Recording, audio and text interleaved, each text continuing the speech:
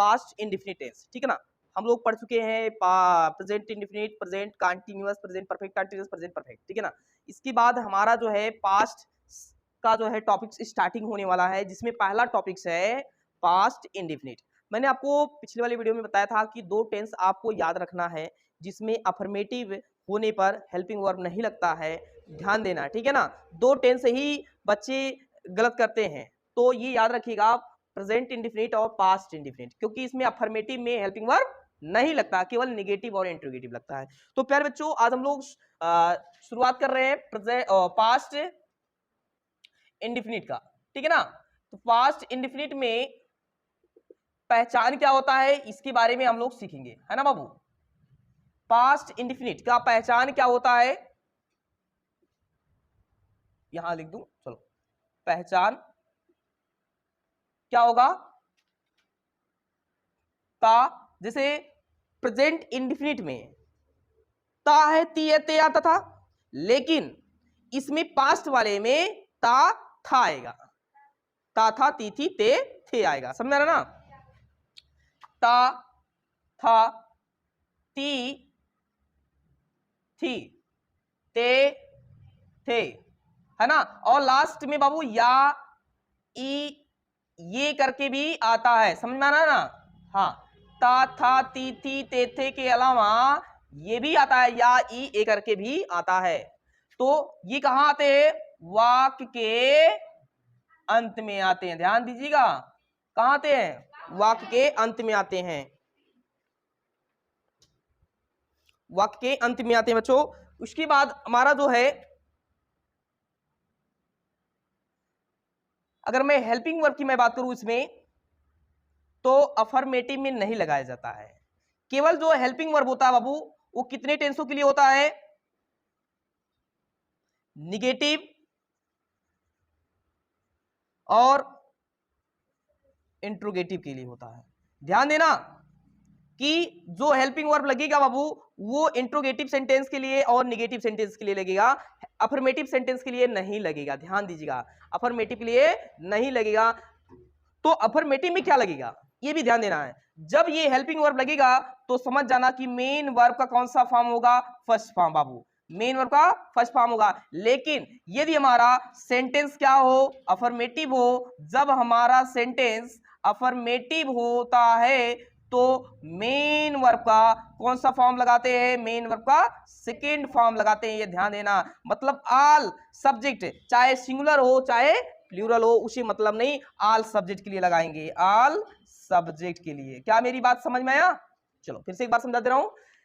Past indefinite का पहचान ता था, ती थी, ते थे, या, ई, ए करके वाक्य अंत में आते हैं। इसमें हेल्पिंग वर्ब क्या लगाया जाता है, मैं बात करूं तो हेल्पिंग वर्ब इसमें डिड लगता है, क्या लगता है बाबू, डिड लगता है, ध्यान देना। लेकिन हेल्पिंग वर्ब कब लगेगा, जब हमारा सेंटेंस निगेटिव हो और इंट्रोगेटिव हो। लेकिन अफर्मेटिव यदि रहता है, अफर्मेटिव रहता है तो मेन वर्ब का केवल सेकेंड फॉर्म लगता है, और जब हमारा निगेटिव और इंट्रोगेटिव होता है तो मेन वर्ब का कौन सा फॉर्म लगता है, फर्स्ट फॉर्म। ध्यान दीजिएगा, चाहे सब्जेक्ट एक वचन हो चाहे बहुवचन, उससे मतलब नहीं होता है। अब यहां देखते हैं रूल, इसका क्या रूल है, अभी रुकिए मत लिखिएगा। देखिए पहला हम अफर्मेटिव की मैं बात करूं,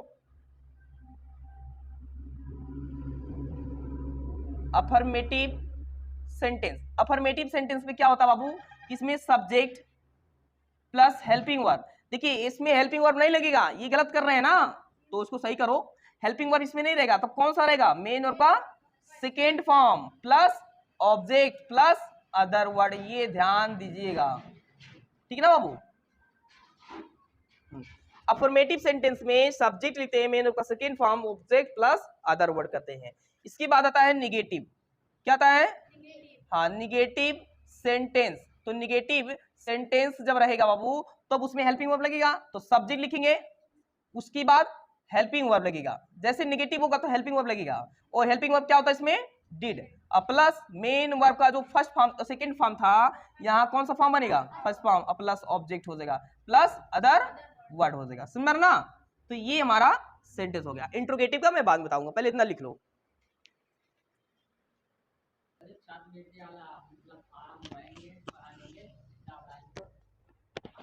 चलिए अब ये हमारा पहचान हो गया, तो पहचान आपको कंफर्म हो गया, ता था ती थी ते थे, वाक्यांत में आएंगे हेल्पिंग वर्ब निगेटिव और इंट्रोगेटिव की लगेगा, हेल्पिंग वर्ब कौन सा लगेगा, डिड लगेगा, और उस टाइम मेन वर्ब का फर्स्ट फॉर्म। अफर्मेटिव जब रहेगा तो सेकेंड फॉर्म रहेगा, इसमें हेल्पिंग वर्ब नहीं लगेगा, ध्यान देना। इसमें अफर्मेटिव सेंटेंस का पहला रूल है सब्जेक्ट लिखेंगे, उसके बाद मेन वर्ब का second form, object other word लिखेंगे। उसके बाद नेगेटिव सेंटेंस के लिए क्या लिखेंगे, सब्जेक्ट लिखेंगे, हेल्पिंग वर्ब इसका मतलब डिड, और मेन वर्ब का कौन सा फॉर्म बन जाएगा, first form, plus object plus other word. Confusion नहीं है ना कहीं? तो चलिए अब हम चलते हैं एग्जाम्पल देखते हैं। पहले लिखिए, लिखो राम विद्यालय जाता था, राम विद्यालय जाता था। पहले हम छोटे छोटे सेंटेंसों को करेंगे कि आप लोग को ज्यादा से ज्यादा समझ में आ जाए, है ना बच्चों। तो इसमें पहला है राम विद्यालय जाता था। अब जरा देखिए इधर, देखिए पहले प्यारे बच्चों, देखो यहां ता था ती थी आया कि नहीं आया? जब वाक्य के अंत में ता था ती थी या ई करके आता है तो वो हमारा पास्ट इंडिफिनिट होता है। तो पास्ट इंडिफिनिट जब होगा तो उसमें देखते हैं सब्जेक्ट और सेंटेंस किस टाइप का है। तो इसमें हम देख रहे हैं तो ये हमारा अफर्मेटिव आ रहा है, और अफर्मेटिव सेंटेंस में हम मेन वर्ब का सेकेंड फॉर्म लगाते हैं, उसमें कोई हेल्पिंग वर्ब नहीं लगाते हैं। तो पहले सब्जेक्ट लिखेंगे, तो राम विद्यालय जाता था, कौन, राम। तो बच्चों आप जैसे क्वेश्चन करोगे ना पढ़ करके आपको सब्जेक्ट मिल जाएगा राम। अब देखिए उसके बाद क्या लगाएंगे, यहाँ मेन वर्ब का सेकेंड फॉर्म। तो यहाँ जाता है तो जाना की अंग्रेजी क्या हो जाएगा, गो। तो लेकिन ये फर्स्ट फॉर्म है, हमको सेकेंड फॉर्म लगाना, तो गो का सेकेंड फॉर्म क्या होता है, वेंट होता है। ध्यान दीजिएगा बाबू, सेकेंड फॉर्म लगाना, नहीं तो गो मिस जाना वही लगा के बैठ जाओ तो गलत हो जाएगा। गो का second form went, Ram went, Ram जाता था, कहां जाता था, विद्यालय, राम वेंट टू स्कूल हो जाएगा, ये हो जाएगा, ठीक है ना। नंबर दूसरा, सरिता खाना नहीं पकाती थी, सरिता खाना नहीं पकाती थी। अब देखिए ये हमारा निगेटिव हो गया बच्चों, क्यों, क्योंकि इसमें नहीं शब्द आ गया, और जब नहीं शब्द आ जाएगा लाला तो समझ जाना कि वो निगेटिव है, और निगेटिव सेंटेंस में हेल्पिंग वर्ब लगना है, और वहां मेन वर्ब का फर्स्ट फॉर्म रहता है। तो यहाँ हमारा सब्जेक्ट कौन हो गया, सरिता, तो लिखेंगे सरिता। उसके बाद देखो जैसे निगेटिव बनेगा तो हेल्पिंग वर्ब लगेगा, डिड लगेगा, तो सरिता डिड। उसके बाद मेन वर्ब का कौन सा फॉर्म बन गया, फर्स्ट फॉर्म। तो पकाना, देखो ये हमारा पहचान हो गया, इसी के पहले हमारा मेन वर्ब होता, कितनी बार मैं बता चुका हूं आपको, पहचान के पहले पका ना हो जाएगा पकाना, कुक मीन्स क्या होता है, पकाना। लेकिन यहाँ फर्स्ट फॉर्म हम तो कुक ही लिखेंगे बाबू, तो कुक हो जाएगा। लेकिन रुको, लेकिन यहाँ निगेटिव सेंटेंस में, सॉरी बाबू, यहाँ आप लिख लीजिएगा नॉट, यहाँ नॉट कर लीजिएगा नहीं तो गलत हो जाएगा, ठीक है ना। अब देखिए ये नॉट हो जाएगा, तो सरिता डिड नॉट, यहाँ आप क्या लगा लेंगे, नॉट लगा देंगे। ये आप देखो मैं भूल गया था, Sarita did not, Sarita did not, देखो सब्जेक्ट लिखा, हेल्पिंग वर्ब लिखा, उसके बाद नॉट, उसके मेन वर्ब का फर्स्ट फॉर्म, तो ये हो जाएगा नॉट प्लस मेन वर्ब का फर्स्ट फॉर्म। तो मेन वर्ब कहाँ, यही है पकाना, तो पकाना की इंग्लिश क्या होता है, कुक। तो Sarita did not cook, Sarita did not cook, Sarita नहीं पकाती है, क्या नहीं पकाती है, भोजन या खाना, तो फूड हो जाएगा, समझ रहे ना। तो नेगेटिव सेंटेंस में पहले सब्जेक्ट लिखेंगे, उसके बाद हेल्पिंग वर्ब, उसके बाद नॉट, उसके बाद main verb first form plus object plus other word, ठीक है ना बच्चों। इसके बाद तीसरा, कोमल, कोमल हो गया, अपना पाठ, अपना पाठ, पाठ हो गया, कोमल अपना पाठ नहीं याद करती थी, याद करती थी। अब देखो ये हमारा नेगेटिव आ गया, ये तो नॉट लग गया, ताथी तीथी आ गया, पहचान हो गया, उसी के पहले है याद करना, मेन वर्ब हो गया, सब्जेक्ट हमारा हो गया, तो सब्जेक्ट हमारा कोमल है, लिखेंगे कोमल। उसके बाद हमारा हेल्पिंग वर्ब है डिड, तो डिड लगा दीजिए, कोई दिक्कत नहीं है। उसके बाद नॉट है, क्या बच्चा, नॉट, तो क्यों नहीं आया तो नॉट लगाना ही पड़ेगा। उसके बाद मेन वर्ब का फर्स्ट फॉर्म, देखो ये पहचान है कि पहले है याद करना, तो लर्न मीन्स क्या होता है, याद करना हो जाएगा। कोमल डिड नॉट लर्न, कोमल नहीं याद करती थी, क्या नहीं याद करती थी, अपना पाठ। तो कोमल अगर बैठी रहेगी, तो कोमल बैठी रहेगी तो उसके लिए क्या लगाएंगे, सी, और सी की अपनी की अंग्रेजी क्या होती है, हर होता है, तो यहां लिखेंगे हर, और उसके बाद पाठ के लिए क्या लिखोगे, लेसन, ठीक है ना, ये हमारा हो जाएगा। ध्यान दीजिएगा बाबू, निगेटिव में हेल्पिंग वर्ब लगेगा, उसमें मेन वर्ब का फर्स्ट फॉर्म। इसके बाद हम लोग देखते हैं इंट्रोगेटिव सेंटेंस में, ठीक है ना। तो इधर हो गया होगा, तो इधर आप नोट कर लीजिएगा।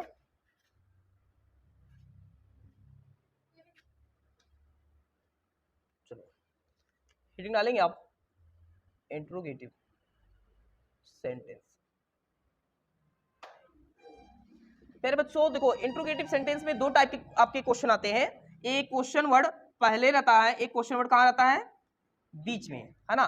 तो देखो, जब क्वेश्चन वर्ड कहाँ हो, ऐसे लिख दें, जब क्वेश्चन वर्ड पहले हो, जब क्वेश्चन वर्ड पहले हो मतलब फर्स्ट टाइप, क्वेश्चन वर्ड पहले होगा तो हेल्पिंग वर्ब क्या लगाएंगे, पहले। हेल्पिंग वर्ब क्या लगाएंगे, पहले लगाएंगे। ये ध्यान देना कि जब क्वेश्चन वर्ड पहले हो तो हेल्पिंग वर्ब पहले, तो हेल्पिंग वर्ब पहले लिखेंगे, उसके बाद सब्जेक्ट लगाएंगे, उसके बाद अगर नाट आता नाट लगाएंगे, मेन वर्ब का कौन सा form, first form, plus object plus other word हो जाएगा। ध्यान देना, लास्ट में क्वेश्चन मार्क लगाना मत भूलिएगा,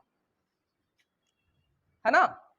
तो इसको लिख लीजिएगा। इसके बाद ये फर्स्ट टाइप हमारा है, इसको लिख दीजिए, फर्स्ट टाइप,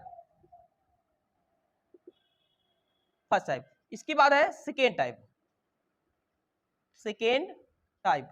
सेकेंड टाइप में क्या होता है कि क्वेश्चन वर्ड कहाँ आते हैं बाबू, हाँ, क्यू डब्ल्यू मतलब क्वेश्चन वर्ड, क्यू डब्ल्यू मतलब क्वेश्चन वर्ड होता है, और क्वेश्चन वर्ड जो होते हैं हमारे बीच में जब आते हैं तो उसकी इंग्लिश पहले लिखी जाती है।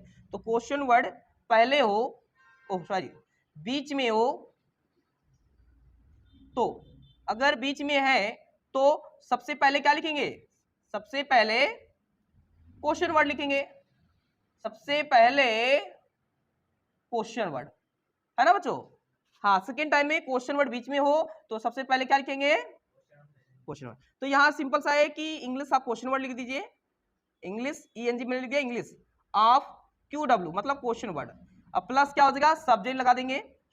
और ध्यान दीजिएगा, सब्जेक्ट लगाने से पहले इसमें क्या लगाया जाता है, हेल्पिंग वर्ब, मतलब फर्स्ट टाइप टोटल लिखते चले जाते हैं। तो ये हमारा सब्जेक्ट हो जाएगा, प्लस नॉट हो जाएगा, प्लस मेन वर्ब का फर्स्ट फॉर्म, और प्लस क्या हो जाएगा, ऑब्जेक्ट हो जाएगा, प्लस अदर वर्ड हो जाएगा, बस। तो ये ध्यान दीजिएगा कि फर्स्ट टाइम में लाला क्वेश्चन वर्ड पहले आते हैं, क्वेश्चन वर्ड के स्थान पे हेल्पिंग वर्ड लिखा जाता है। सेकेंड टाइम में क्वेश्चन वर्ड बीच में होते हैं और उसकी इंग्लिश पहले लिखी जाती है, उसके बाद हेल्पिंग वर्ब, उसके बाद subject, not, main verb, first form plus subject plus other word, ठीक है ना। इसको कर लो, उसके बाद हम सेंटेंस बोल रहे हैं।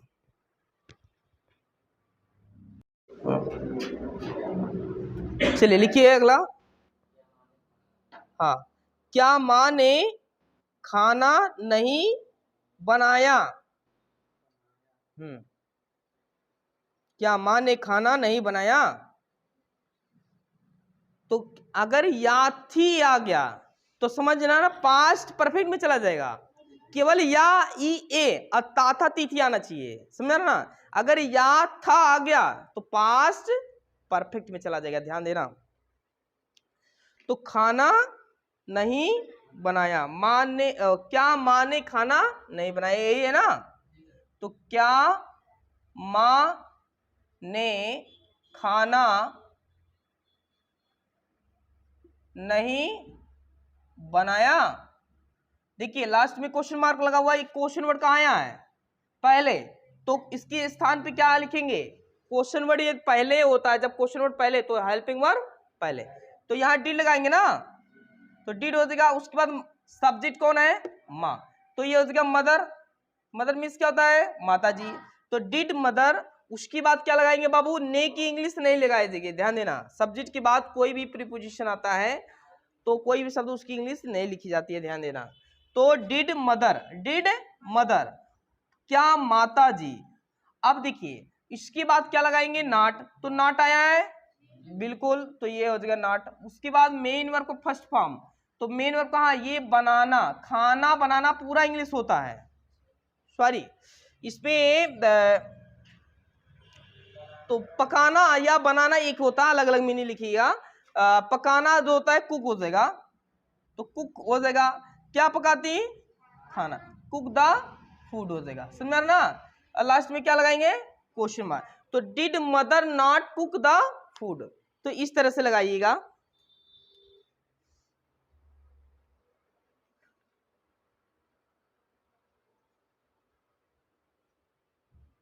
हो गया।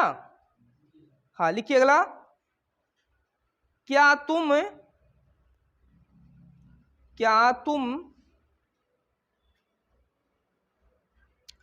छत पर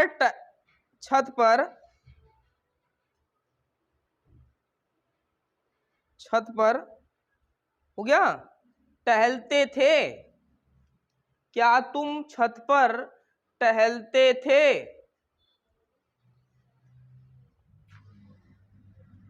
क्या तुम छत पर टहलते थे?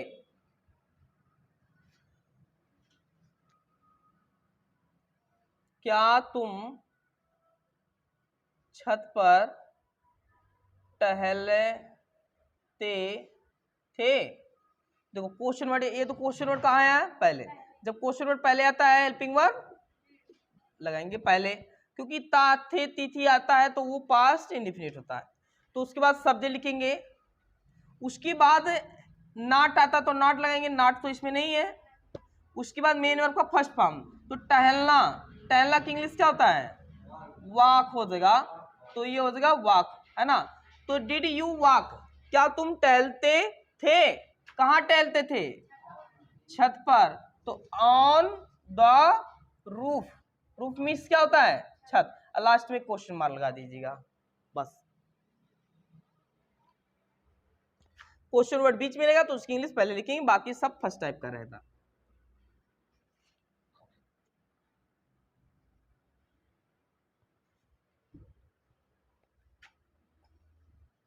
हम लोग क्यों यह पाठ लिखते थे? ये हो गया, हम लोग क्यों यह पाठ लिखते थे। तो क्वेश्चन वर्ड कहाँ आया है? बीच में, तो उसकी इंग्लिश क्या होगी पहले? तो व्हाई मीन्स क्या होता है? क्यों। व्हाई मतलब क्यों, उसके बाद क्या लगाते हैं? Helping verb. तो हेल्पिंग वर्ब तो डिड लगेगा ही, तो व्हाई डिड, उसके बाद सब्जेक्ट कौन है? हम लोग, तो ये हो जाएगा वी। तो व्हाई डिड वी, क्या हम लोग क्या, इसके बाद पहचान के पहले हमारा मेन वर्ब होता है। तो लिखना, लिखने की इंग्लिश क्या होता है? राइट हो जाएगा, क्या हो जाएगा?